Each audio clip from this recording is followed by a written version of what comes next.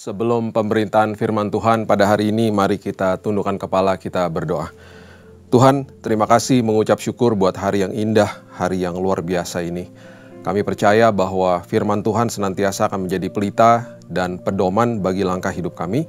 Dan kami percaya hari ini Tuhan, kami dimerdekakan. Karena kami tahu Tuhan bahwa Tuhan itu hidup. Dan bahkan kalau kami berjalan bersama dengan Tuhan, hidup kami penuh dengan kesaksian. Terima kasih ya Tuhan, kami sambut firman kebenaran di dalam nama Tuhan Yesus, Juru Selamat kami yang agung. Kami berdoa dan mengucap syukur. Kita sama-sama katakan, amin, amin, haleluya. Mari kita buka pada hari ini Amsal pasalnya yang ke-23, dimulai dari ayat yang ke-26. Firman Tuhan katakan, "Hai anakku, berikanlah hatimu kepadaku, biarlah matamu senang dengan jalan-jalanku." Perhatikan kalimat-kalimat ini adalah sebuah kalimat ajakan yang sangat luar biasa dan dalam sekali artinya.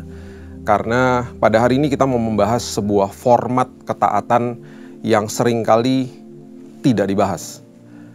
Seringkali ketika kita berbicara tentang ketaatan, kita akan selalu berpikir bahwa saya harus mengusahakan sesuatu. Saya harus mengorbankan sesuatu. Saya harus melakukan sesuatu. Betul. Tetapi ada satu format ketaatan yang tidak dibahas dan seringkali akhirnya terlewat dari hidup kita dan kita akhirnya tidak menikmati pemberian-pemberian Tuhan. Ya. Format itu adalah, salah satu format ketaatan itu adalah menerima daripada Tuhan.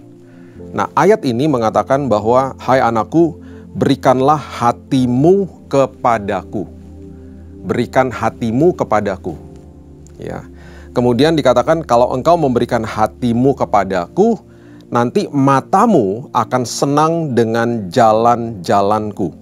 Senang dengan jalan-jalanku.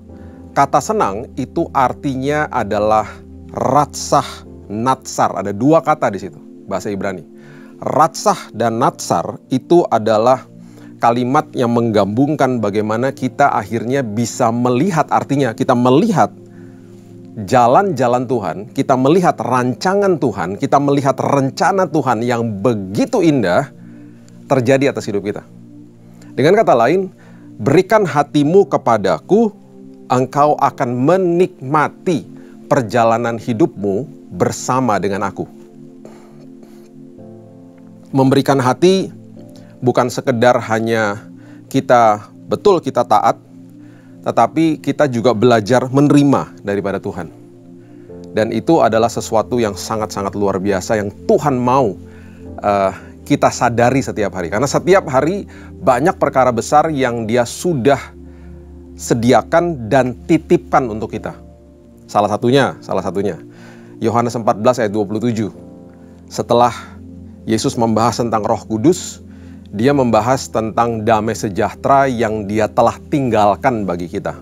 Sangat rugi kalau kita tidak menerima damai sejahtera itu. Itu sebabnya setiap pagi ketika saya bangun pagi, saya berdoa dan saya mulai serah terima sama Tuhan semua kekhawatiran saya, walaupun saya belum merasakan kekhawatiran itu. Jadi ketika bangun pagi, saya sudah biasakan untuk mengatakan, "Tuhan, kalau sampai ada kekhawatiran hari ini, aku serahkan kepadamu ya Tuhan." 1 Petrus 5 ayat 7. Aku tukar dengan damai sejahtera yang engkau telah tinggalkan bagi aku. Dan bahkan di ayat itu, di Yohanes 14 ayat 27, dengan lebih dalam lagi, Yesus katakan, "Damai aku berikan bukan seperti yang dunia berikan." Damai yang Tuhan berikan adalah damai setiap musim, selagi ada badai. Damai yang dunia berikan adalah damai setelah badai itu selesai.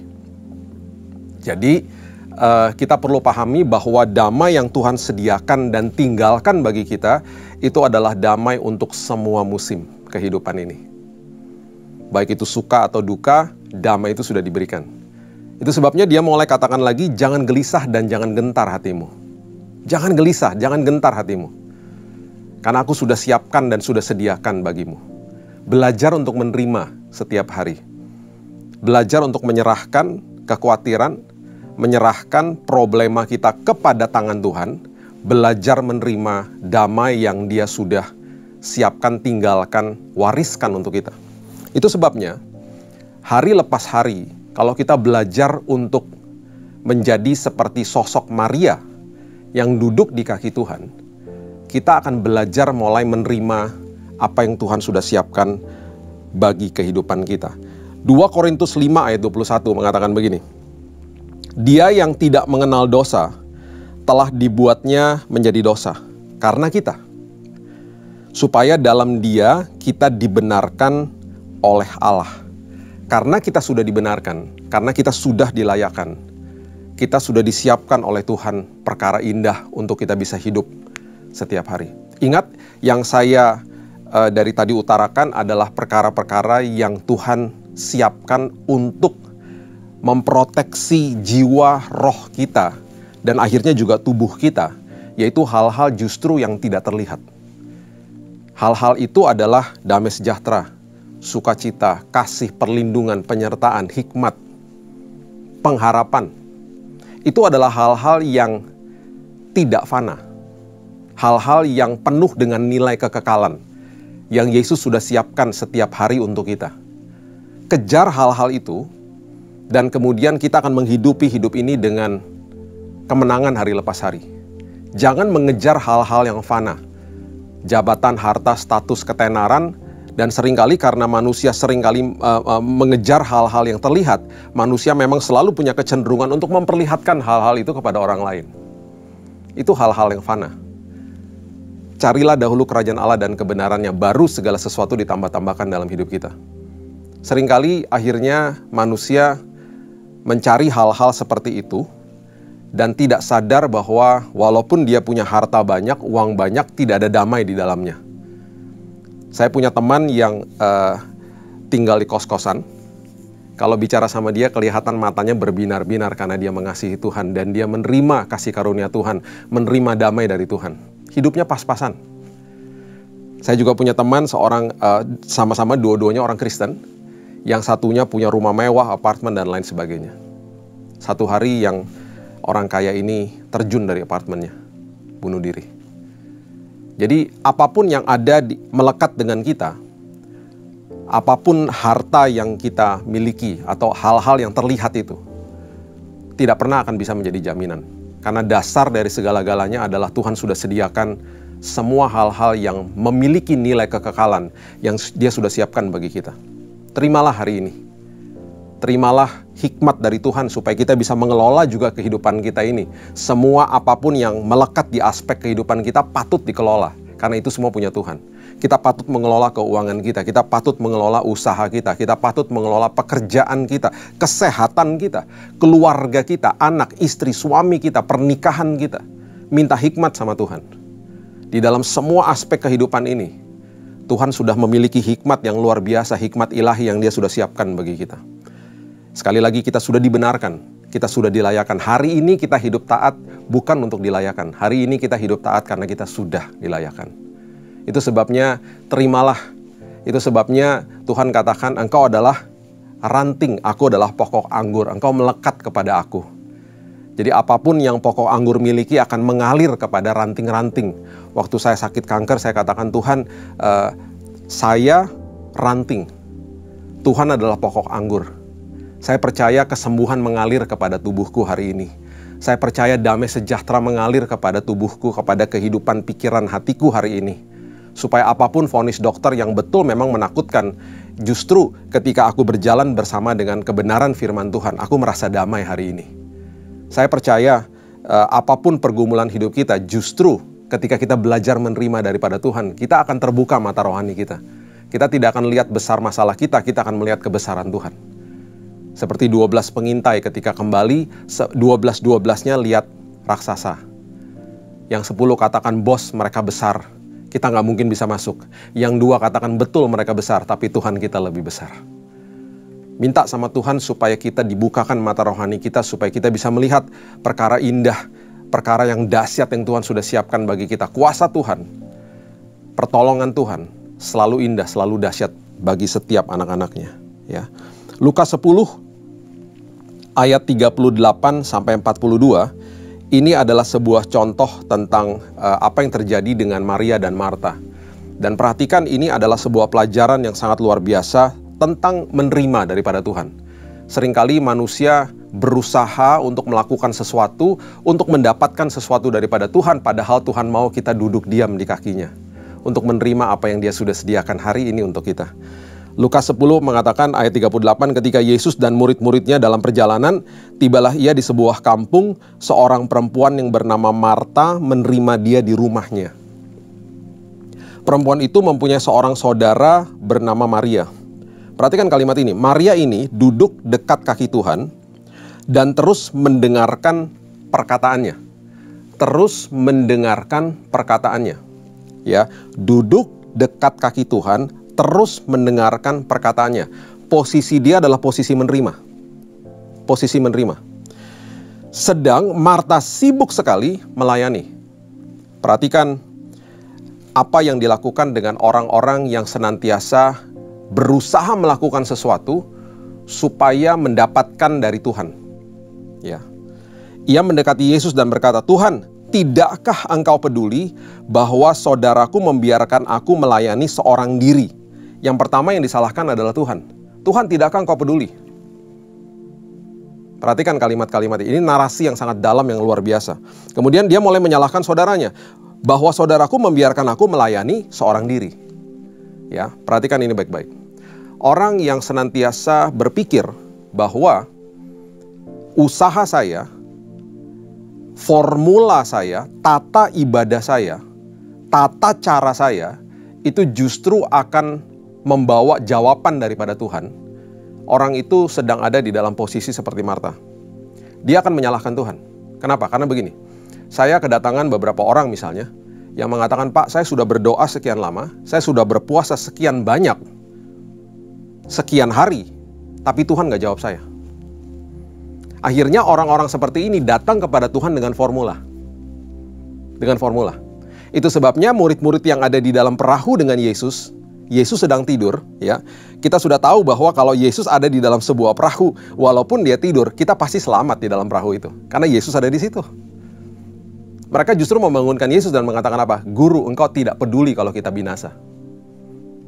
Itu adalah orang-orang yang dekat dengan Tuhan, yang ikut Tuhan, Tuhan selalu menyertai dia, Tuhan tidak pernah sedetik pun meninggalkan kita, dan masih juga tidak sadar.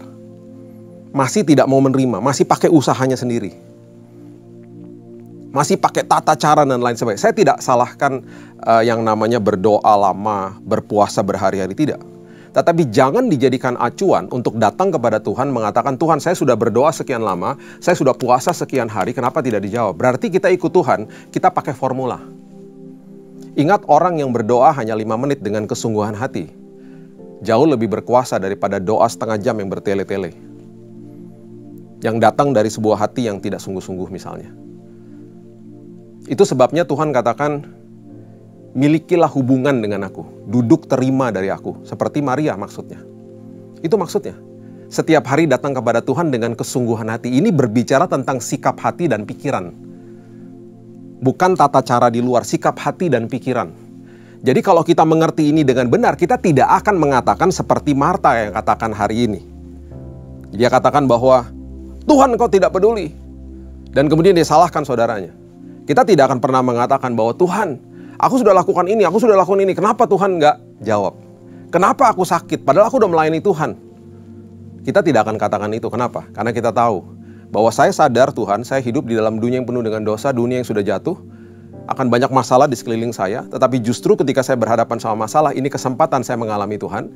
Dan saya percaya setiap hari banyak provisi Tuhan yang sudah Tuhan sediakan bagi saya. Kalau saya mengalami penyakit hari ini, saya percaya kesembuhan sedang mengalir ke dalam kehidupan saya. Kalau saya sedang bergumul dengan permasalahan saya percaya provisi Tuhan sedang mengalir kepada kehidupan saya. Saya menerima Tuhan hari ini.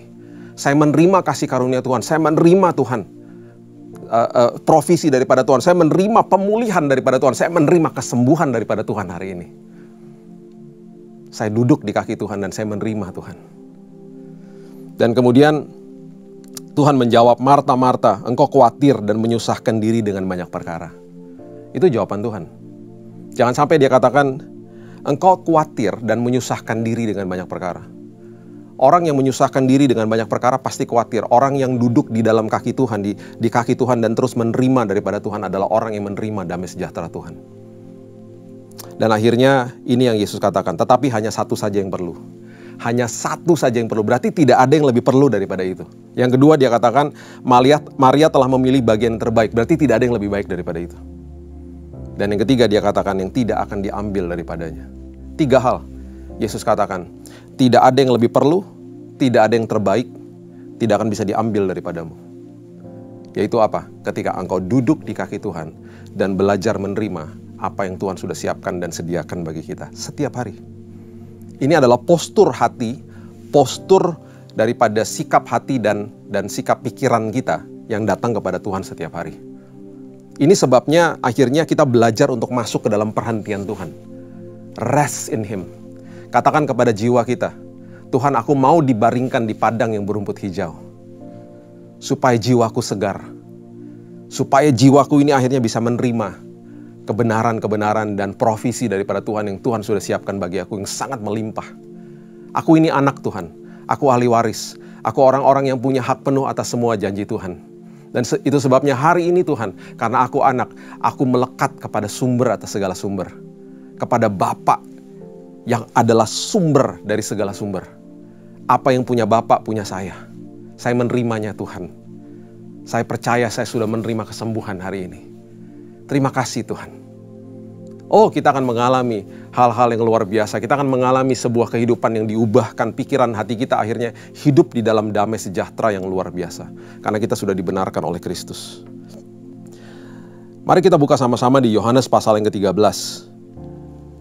Ayat 4 dan ayat 5 ini adalah sebuah pelajaran yang sangat luar biasa ketika Yesus datang dan kemudian dia mulai membasuh kaki daripada murid-muridnya.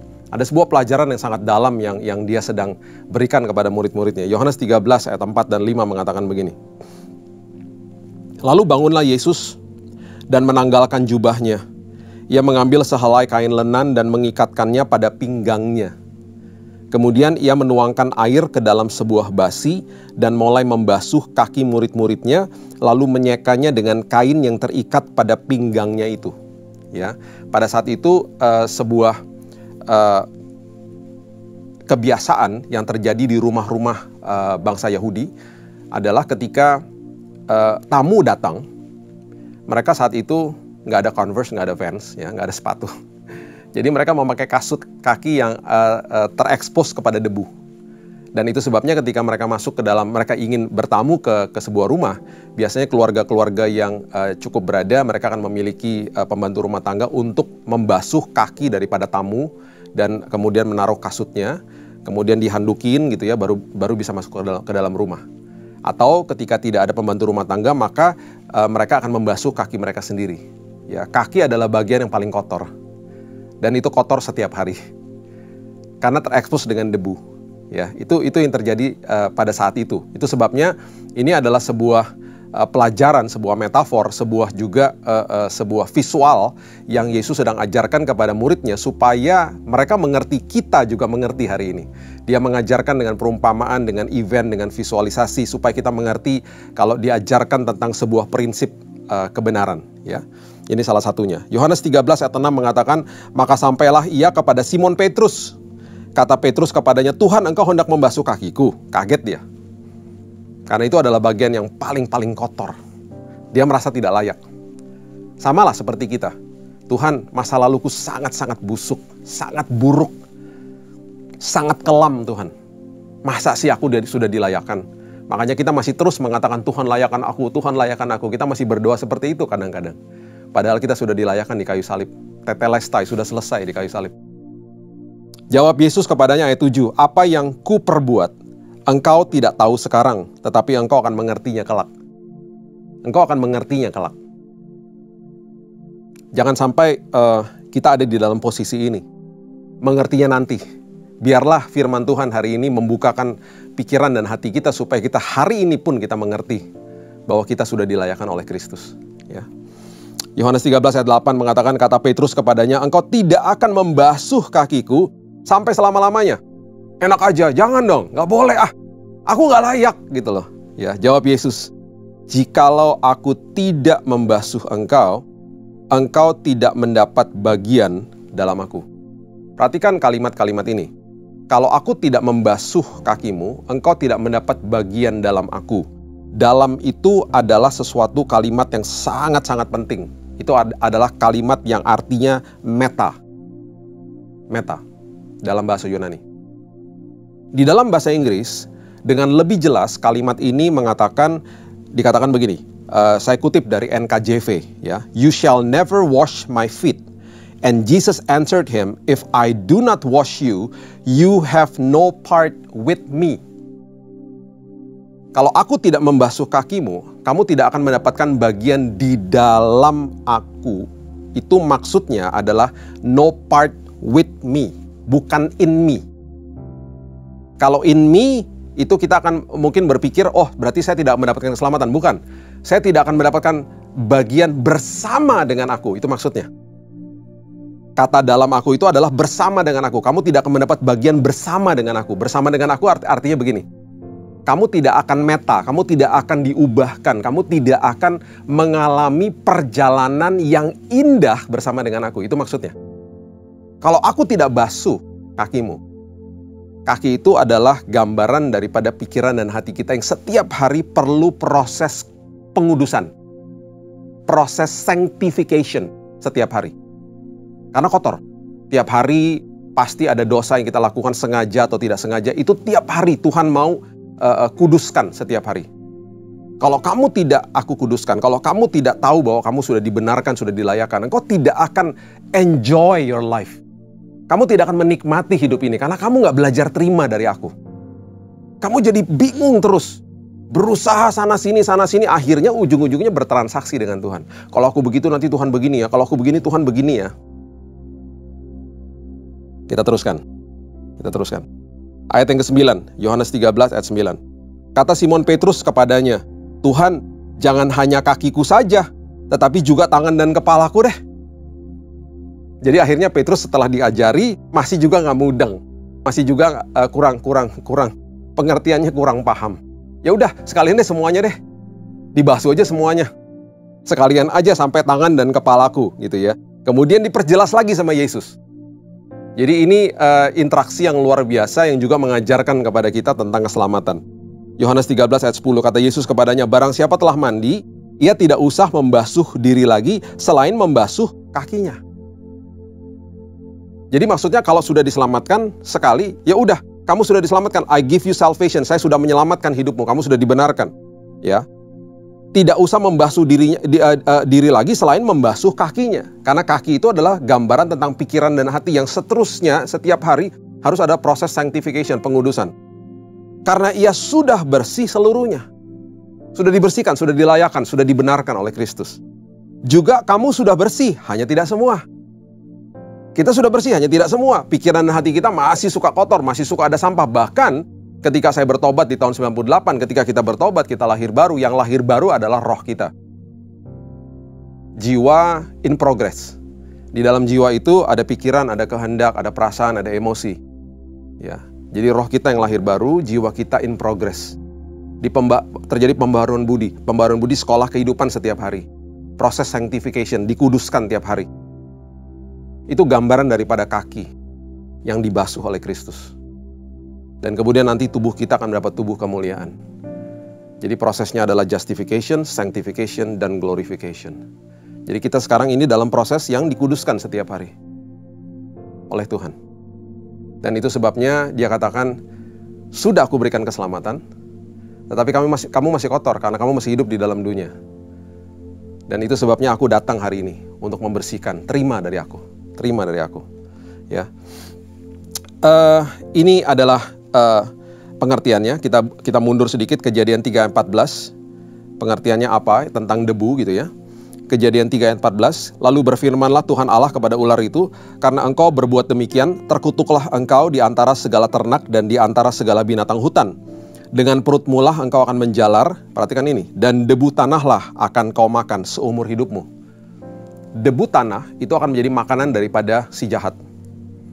Makanan daripada si iblis. Ya. Siapa debu tanah itu? Coba kita lihat Kejadian 2 ayat 7. Ketika itulah Tuhan Allah membentuk manusia itu dari debu tanah dan mengembuskan nafas hidup ke dalam hidungnya. Demikianlah manusia itu menjadi makhluk yang hidup. Jadi kita ini dibuat dari debu tanah. Sementara makanannya si iblis adalah debu tanah. Itu sebabnya kita adalah incarannya dia. Dia selalu membidik kita setiap hari dan dia tidak ada tanggal merah.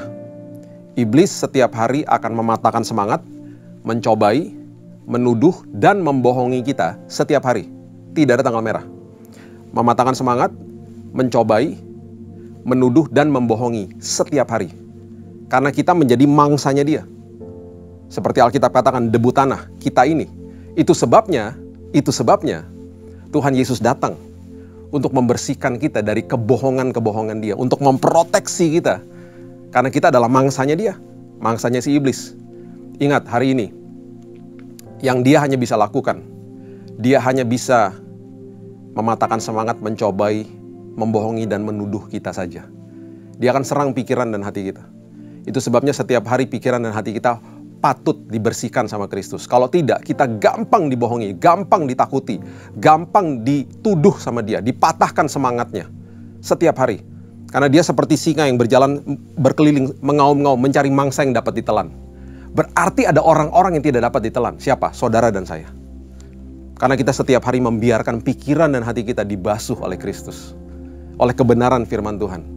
Itu sebabnya cintailah firman Tuhan, hiduplah dikuasai oleh firman Tuhan. Kita akan enjoy, kita akan betul-betul, hidup kita akan betul-betul menikmati dengan perjalanan hidup kita dengan Tuhan. Walaupun kita sedang berhadapan dengan masalah, kita menikmati perjalanan hidup kita karena kita menikmatinya bersama dengan Yesus. Kita diubahkan karakter kita. Kita berjalan bersama sumber atas segala sumber yang sudah menyediakan banyak hal-hal besar yang dia mau berikan setiap hari. Itu sebabnya sebagai penutup saya akan kembali baca ayatnya yang kelima, ya, Yohanes 13 ayat yang kelima. Dengan pengertian ini, ya, ini saya berdoa Bapak Ibu akan mengerti artinya, ya. Tadi kita sudah bahas satu persatu, sekarang kita balik lagi ke ayat yang kelima, dan ini akan mengandung arti yang sangat dalam. Kalau kita tadi sudah bahas, sekarang kita akan mengerti dengan lebih dalam.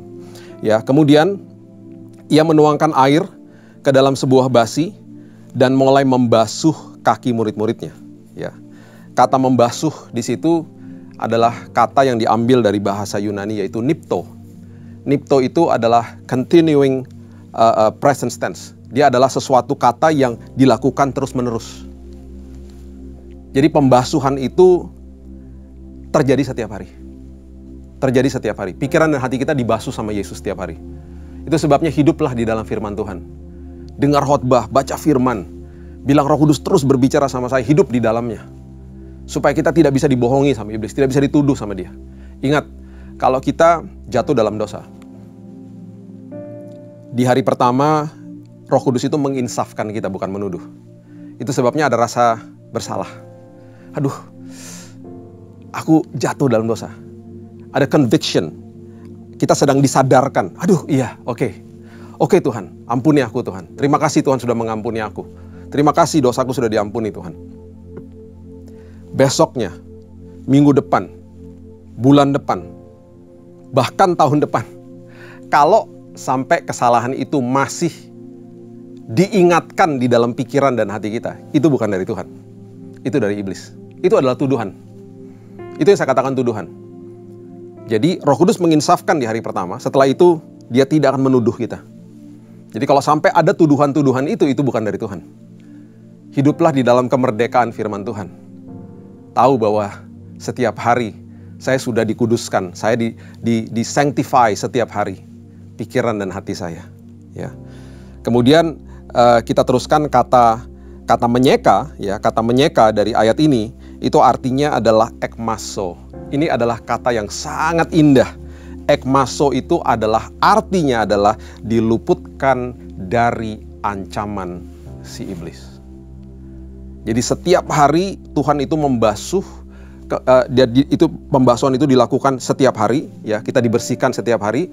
Dan dia menyeka itu maksudnya dia mengekmaso kita. Dia setiap hari dia meluputkan kita dari ancaman-ancaman iblis. Dia meluputkan pikiran dan hati kita itu dari tuduhan iblis, dari kebohongan iblis, dari hal-hal yang kita akan dipatahkan semangatnya, dicobai dan lain sebagainya.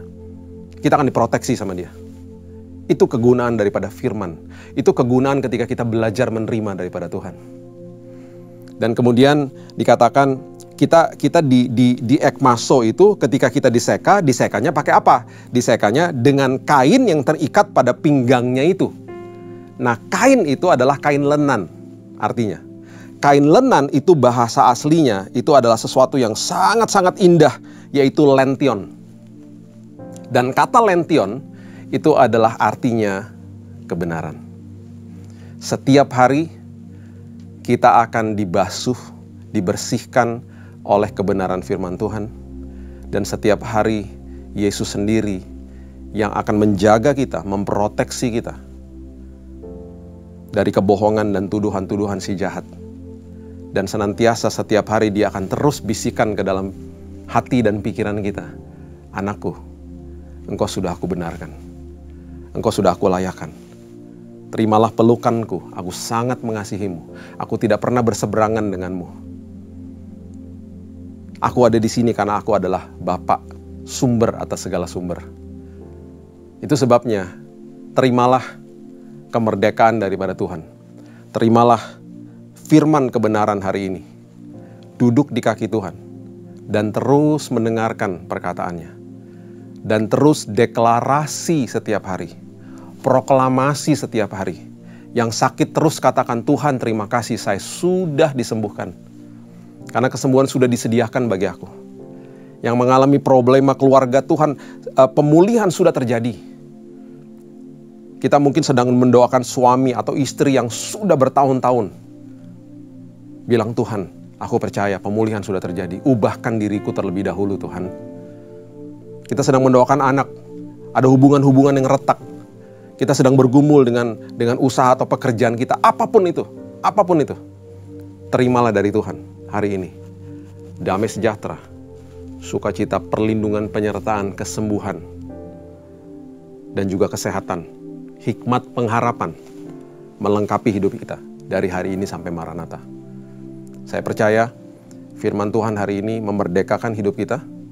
Duduklah seperti Maria hari ini dan terimalah semua yang Tuhan sudah sediakan bagi kita. Tuhan memberkati. Mari kita berdoa. Tuhan, terima kasih, mengucap syukur buat hari yang indah ini. Hamba-Mu berdoa, Tuhan, setiap daripada kami yang sudah mendengarkan firman ini, kami dimerdekakan. Karena setiap hari, Tuhan, kami dibasuh, diseka oleh kebenaran. Kebenaran firman Tuhan. Dan bahkan kami sudah dilayakkan, Tuhan. Itu sebabnya Tuhan sudah menyediakan perkara indah bagi kami. Kami melekat kepada sumber atas segala sumber. Kami adalah ranting yang melekat kepada pokok anggur. Itu sebabnya semua nutrisi kerajaan sorga, kebenaran firman Tuhan, mengalir kepada kehidupan kami hari ini. Pemulihan, mujizat, kesembuhan, kesehatan mengalir pada hari ini dalam nama Yesus. Damai sejahtera, depresi hilang dalam nama Yesus. Karena damai sejahtera sudah diberikan untuk hidupmu. Sukacita Tuhan, hikmat daripada Tuhan untuk mengambil keputusan hari ini sudah kami terima, Tuhan. Bahkan pengharapan melingkupi kehidupan kami.